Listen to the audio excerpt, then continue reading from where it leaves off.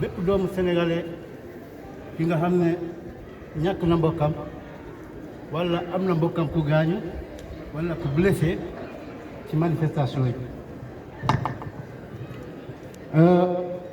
tey du bisu politique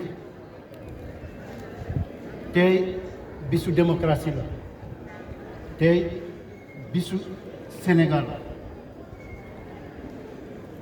boo leen gisee sama xol tooy ku xam Léopold Sédar Senghor di nga xam Mamadou Dia ñi koy wax Dia Mamadou wala Mamadou Dia kooku du man maa koy nettali Sénégalais yi fi nekk yëpp man je suis issu de la famille Mamadou Dia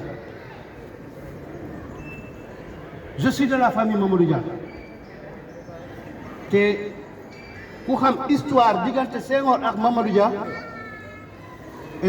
jarul ça may revenir sur l'histoire ndax ñun ñëpp xam nañu ne man ma famille était victime du complot politique bi nga xam ne tey Sonko loolu la nekk di souffrir ñëpp xam nañ ne Mamadou Dia c'était le révolutionnaire des années 60 il n'était pas d'accord avec le régime français. D'ailleurs, c'est lui qui devrait être le premier président de la République du Sénégal. Mais comme il ne partageait pas la même vision avec le pays colonial, donc on lui a écarté pour placer Léopold Sédar Senghor comme premier président de la République du Sénégal. Mamadou Dia bokk ci gouvernement Léopold Sédar Senghor ñu faagaalgal ko ñu tuumal ko ñu ne ko daal di bëgg a def coup d'état ñu bëggoon ko rey te ñi ko bëggoon rey foofu tamit sama papa mu bokkoon na ci mooy Issa Baldé yor naa fi photo mu ngi nekkoon ci garde corps Senghor yi suñu beneen papa gi nga xam ne mu ngi ci armée bi moo wax Mamadou Dia boo dawul dañu lay rey te mënuma ci dara parce que man garde corps présidentiel la Issa Baldé moo jur Molo Baldé ñi nekk fii ne xam nañu kuy Molo Baldé Mamadou Dia ci la daw dem se réfugier en Libye ci wetu Kadhafi Issa Dia suñu beneen papa daw dem Saare Koutaya mu dem ci village man sama papa dem nekk Saare Mbégu foofu laa juddoo man fi ma juddoo ak docteur Seydi bu ki nga xam ne affaire Covid 19 bi moo ko siwloo ñoo bokk secteur avec le capitaine Touré te ñëpp gis nañu capitaine Touré lu mu wax nous on n'aime pas la justice quel que soit mbaxana bu ñu sol quel que soit tenue bu ñu sol parce que nos grands-parents ne nous ont pas enseigné à être un fainéant. Nos grands-parents ne nous ont pas enseigné à être fainéants. Jusqu'à présent, on prend l'exemple de notre papa Mamadou Dia. Souleymane Dia, qui a amené Mamadou Dia, mon frère Adama Dia mu ngi 6 kilos, Issa Dia mu ngi Saare Koutaya, Souleymane Dia moo gën a jegoon Mamadou Dia, Souleymane Dia daw mu ngi Bordeaux. démb bi may ñëw fii damaa doon waxtaan ak Zeyna mooy doomu Mamadou Dia ki nga xam ne Mamadou Dia bu mu gaañee Libye Souleymane Dia dem jëli xale yi mais mënuloon jël majeur yi parce que Khadija elle est déjà mariée kooku dellu si na Sénégal mu jël xale yi Banna Zeyna ak Omar indi leen Bordeaux démb bi may waxtaan ak Zeyna dama bëgg a dem manifestation bi mais dama ragal sax pour pas bi dégg ko dafay ne ñun la politique jiguñ dama lakkatu ñëw fii nii sama message ba mi ngi fii nii quoi kon ba ma gisee injustice mënu ma ko pardonner même ce fait que je suis dans le parti tey ba ñu ne politique damay défendre mon parti parce que foofu laa gis sama bopp waaw tey ba ñu ne politique damay défendre mon parti APR mais mënu ma défendre sama parti ci injustice lii c'est la démocratie. La loi, on dit que souvent la loi revient, la force revient à la loi. Moi je dis non. La force revient au peuple. Parce que c'est le peuple qui a fait la loi. Donc la loi ne revient jamais, la force ne revient jamais à la loi. La force revient au peuple. C'est le peuple qui a fait la loi. Donc le peuple a dit non et je dis non, je fais partie du peuple. Donc pour ne pas tarder wax dëgg yàlla man loolu mooy sama tànk tey démocratie moo ma fi indi ñëw ma fi pour défendre sama parti ñëw ma fi pour appuyer Sonko ndax même si suñu groupe WhatsApp bi wax naa ko foofu ñu dàkk ma ci groupe GS APR diaspora waaw ma ne leen nag mun ngeen ma effacer ci groupe WhatsApp mais mënu leen ma def ba ma détourner man sama kàddu yi mu dama koy wax mu neex leen ma wax ko mu nakar leen ma wax ko parce que man Macky Sall fayu ma dërëm boo léegi man may jël sama xaalis bi di def ay meeting di def lu nekk yaa ngi di défendre le parti APR kon gisuma d'accord actuellement ban poste laa am ba ma dugg ci fenn waaw ba ma àggee foofu waaw mën naa défendre le parti même su fekkee nga xam ne li may défendre du dégg ma défendre parce que sama poste moo tax ma koy défendre mais àggaguma foofu fu mu nekkee ni man may jël sama xaalis di ko dugal ci APR kon nag APR jaraluma ma fenn ñu effacé ma mais ba léegi maa ngi continuer di wax ci seen groupe parce que même si suñ biir APR bi am na ñi nga xam ne nitu dëgg lañu barkaati dem bu Faat Diop bu Lérida ki nga xam ne Fanaay la dëkk ci biir Fuuta moo ma dugalal mu ne leen Balanto mënu leen ko effacer parce que Balanto il fait partie des premiers apéristes de Espagne. APR ñu ngi koy créé le mois de décembre 2008 le 6 juin Awa Cheikh Mbengue jógee Madrid ñëw fii nii ma samp APR donc sama diggante ak naissance de APR ak sama formation coordination 6 mois la fekkee temps boobu am na ministre yu bari nekkuñu ci APR kon je ne suis pas un venant de APR dama bokk ci nga xam ne ñoo formé APR mais nag malgré maa ngi nekk ñi xam ne ñoo formé APR du ma fenn aujourd'hui c'est le peuple qui a dit non et c'est non. Effectivement. C'est le peuple qui a dit non et c'est non.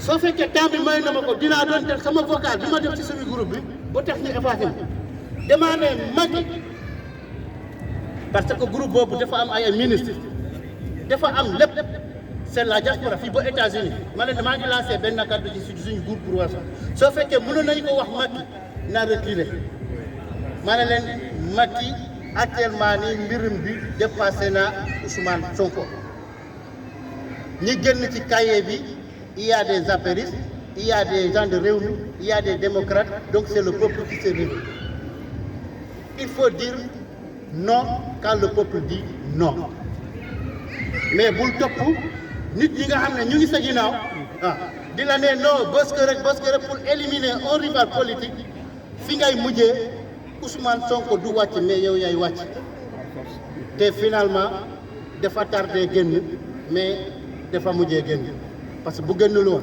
parce que nee naa leen Macky Sall boo génnul Massal mu ngi nii sama seeti ma ne Macky Sall boo génnul nga jàkkaarloo ak mbooloo mi am nga jàkkaarloo avec les Sénégalais nga wax ak ñoom le 4 avril doo def discours parce que dina fekk wàcc nga keneen mooy def discours Massal dégg nga ma ne ko boo wàccul nga waxtaan ak public bi nga bàyyi tant bi nga taxaw le 4 avril doo def discours parce que c'est le peuple qui s'est révolté c'est pas Ousmane Sonko qui s'est révolté c'est pas les pasteurs qui sont révoltés c'est le Sénégal qui s'est révolté c'est le Sénégal ñoo la jël yëkkati la def na au palais te ñoom ñoo lay wàcce kon nag pour bañ a guddal wax bi am na ñi nga xam ne bëgg nañu wax vraiment lii moo ma fi indi parce que je dis que je ne défends pas les mensonges je défends la vérité te ba léegi nag je suis apériste tey ba ñu ne politique damay jàkkaarloo avec la Pastef ñu xëccandoo Moustia ba ñu ma gagné ma tàccu leen ba ma leen gagné ñu tàccu ma. te dañu lay gagné. waaw dañu lay gagné. waaw loolu leer na. mais aujourd'hui je suis là pour le peuple je suis là pour lutter contre l'injustice parce que je suis ici d'une famille qui est victime de l'injustice et jusqu'à preuve du contraire je ne défends pas l'injustice. kon nag maa ngi leen di jógul ma ñëw ci espagnol parce que ci réew espagnol la ñu nekk kon xëy na am na ñi nga xam ne lii am na ñi nga xam ne dañ koy monter ci page ci seen page internet kon réew bi ñu nekk bëgg nañu xam lu tax tey ñu dajee fii.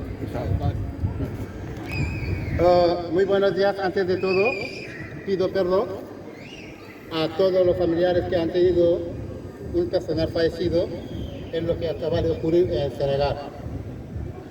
Yo soy el coordinador APR del presidente Macky Sall, pero aunque soy un miembro del partido del gobierno, yo no acepto en ningún momento apoyar a la injusticia.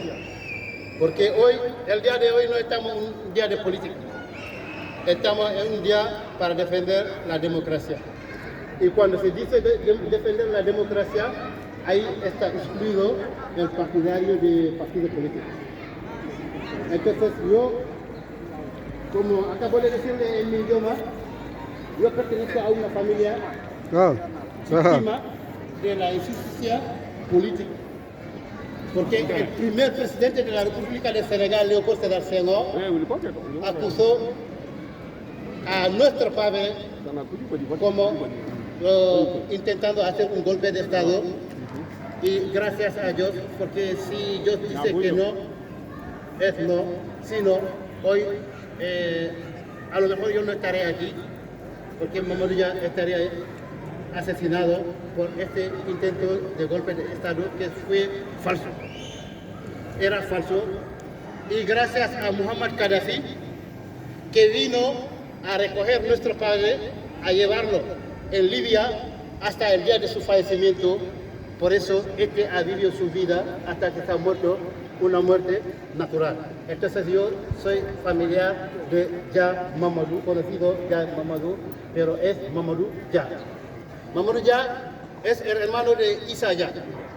Issa Dia es hermano de Adama Dia. Adama Dia es hermano de Souleymane Dia. Souleymane Dia está ahora mismo refugiado aquí en Francia. De momento es el único que está en vivo. Yo cada vez que tengo vacaciones me voy ahí para coger un poquito de información, porque esto cuando ocurrió yo no había nacido. Entonces, víctima de un complot político, si hoy en mi propio partido estamos haciendo un complot político, de verdad yo no puedo apoyar en esto, porque yo sé que es falso. Y lo que está ocurriendo actualmente en Senegal es puramente falso. Es puramente falso. Hoy han acusado a Ousmane Sonko de violar una chica. Pero lo que más me da lástima, ¿cómo puede violar una mujer hasta que esta propia mujer no cuenta cuántas veces la ha violado? Le pregunta, ¿son cuántos? 4, 5, 6 veces. Dice que de verdad me escapa la cuenta. Y hablamos de viol. Yo creo que un viol normal se denuncia en el primero. Y si el primero te escapa, se denuncia en el segundo.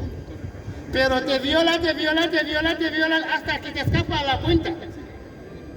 Y dice que ahora que va a denunciar, eso resulta que es un montaje político de mi propio partido y yo no estoy de acuerdo. Porque este montaje político no estamos luchando contra una persona, pero estamos luchando contra la democracia de Senegal. Y Senegal ha conseguido su independencia por la democracia. El primer país que ha recibido su democracia sin quemar, sin hacer guerra, sin hacer nada, democráticamente hemos salido de la colonización, es Senegal. Y no podemos apoyar 50 años después que volvemos a una dictadura que nunca Senegal ha conocido.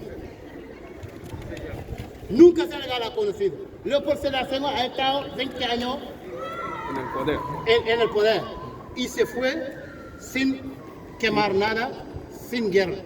Abdou Diouf, el sucesor de Abdou Diouf, lo mismo. Abdoulaye Wade ha tenido pocos problemas, pero se ha ido democráticamente. Y siempre Senegal, desde los años 75, lo que sabemos es multipartismo. El multipartismo, quien tiene poder y quien es capaz de ser candidato, que se pone su candidatura libremente. Pero ahora mismo estamos luchando contra el multipartismo. En un país donde no hay multipartismo, no hay democracia. Senegal vamos en un partido único. Es un partido único, no es una democracia, es una dictadura. Hablando la verdad. Entonces, cualquier senegalés que es capaz de formar un partido político y ser candidato a la presidencia, que le dejen intentar su suerte. Si gana, gana. Si no gana, sabe que no está a la altura de ser presidente de la República de Senegal. Pero no estoy de acuerdo de intentar liquidar toda la oposición. Entonces no podemos hablar de elecciones. Si no hay oposición, no hay elecciones. Hay elecciones porque hay multipartismo. Hay multipartismo. Si no hay multipartismo, no se puede hablar de elecciones. Se habla de dictadura. Y yo no estoy con la dictadura. Muchísimas gracias a todos, porque yo no soy el único que se va a monopolizar la palabra. Entonces doy el sitio a otra persona para poder seguir hablando. Y si en mi palabra alguien se ha sentido ofendido, lo siento, yo no he venido para eso, yo he venido aquí para defender la democracia senegalesa. Pero todavía soy de APR.